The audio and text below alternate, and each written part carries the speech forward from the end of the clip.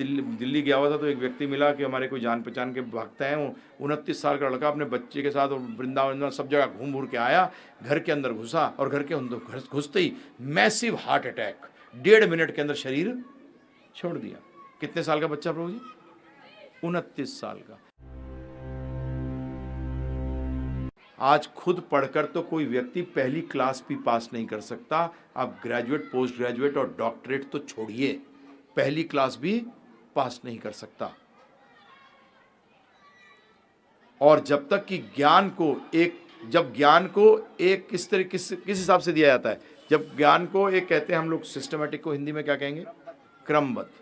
जब ज्ञान को क्रमबद्ध रूप में लिया जाता है उसको विद्या कहते हैं, और विद्या ही जीवन में उपयोगी होती है। जब भी 3 प्रकार के लोग सत्संग के अंदर सुनने आते हैं, एक सुनते हैं संदेश की तरह, एक सुनते हैं उपदेश की तरह, और एक सुनते हैं आदेश की तरह। संदेश की तरह सुनने का तरीका क्या हुआ? रोज जाता है सुबह वॉकिंग करने के लिए, किस पे? रेलवे के प्लेटफॉर्म पे। लखनऊ से गाड़ी इतने बजे आएगी, इतने बजे चली जाएगी, कानपुर से इतने बजे आएगी, इतने बजे चली जाएगी, जोधपुर से आने वाली गाड़ी इतने बजे आएगी। जाना किसी में नहीं है, जाना किसी में नहीं है, सुनने आया है, उसको कहते हैं संदेश के रूप में। तो यहां भी सत्संगों में भी लोग आते हैं, देखते हैं क्या बक रहा है, बोल नहीं रहा क्या, संदेश के रूप में सुना और चले गए। दूसरा आ रहा है, मैं जानना चाहता हूं ये क्या बोल रहा है, मैं समझना भी चाहता हूं कि ये क्या बोल रहे हैं, उसको कहते हैं उपदेश। अगर सही लगा तो अपनाऊंगा, सही नहीं लगा तो प्रश्न करूंगा। ध्यान रखना, नहीं लूंगा नहीं, क्या करूंगा? प्रश्न करूंगा। अगर शंकाएं उठेंगी मन के अंदर तो प्रश्न करूंगा। जिस गीता की मैं बात कर रहा हूं, उस भगवत गीता के अंदर अर्जुन ने 16 प्रश्न किए हैं। 40 मिनट के अंदर कितने प्रश्न? 16 प्रश्न किए हैं। और उन 16 प्रश्नों से बाहर आपको इस जिज्ञासा कर ही नहीं सकते जिसका कि उत्तर नहीं हो। और तीसरा व्यक्ति जो है, जो कि उपदेश काफी ले चुका है, अब वो क्या कर रहा है? आदेश के रूप में ले रहा है। किसके रूप में प्रभु जी?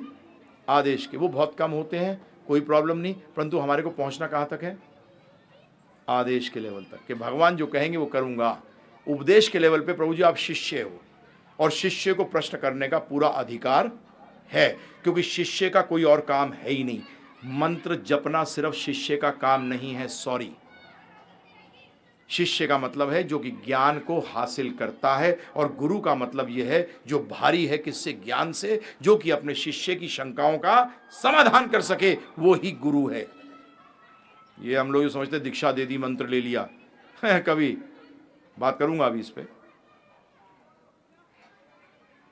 तो ये चीज, तो अब जब मैं क्रमबद्ध दूंगा प्रभु जी, तो आपको जो टीचर पढ़ाने आता है स्कूल के अंदर, तो अपने नोट्स लेके आता है ना प्रभु जी, कि कोई चीज मिस नहीं कर जाए। तो आपकी जानकारी के लिए मैं भी इसीलिए नोट्स बना के लाता हूं कि मैं आपको कुछ बताऊं तो मिस ना हो जाए, क्योंकि क्या पता फिर चांस मिले या ना मिले। हाँ प्रभु जी, जीवन का क्या पता प्रभु जी, बताइए आप मुझे। आज ही दिल्ली गया हुआ था तो एक व्यक्ति मिला कि हमारे कोई जान पहचान के भक्त हैं। वो 29 साल का लड़का अपने बच्चे के साथ वृंदावन सब जगह घूम घूर के आया, घर के अंदर घुसा और घर के अंदर घुसते ही मैसिव हार्ट अटैक, 1.5 मिनट के अंदर शरीर छोड़ दिया। कितने साल का बच्चा प्रभु जी? 29 साल का। तो फिर बाकी की तो बात क्या करो प्रभु जी। तो इसीलिए, और मैं जब यहां बैठा हूं तो मेरा कर्तव्य क्या है प्रभु जी? कि मैं आपको सब कुछ दूं।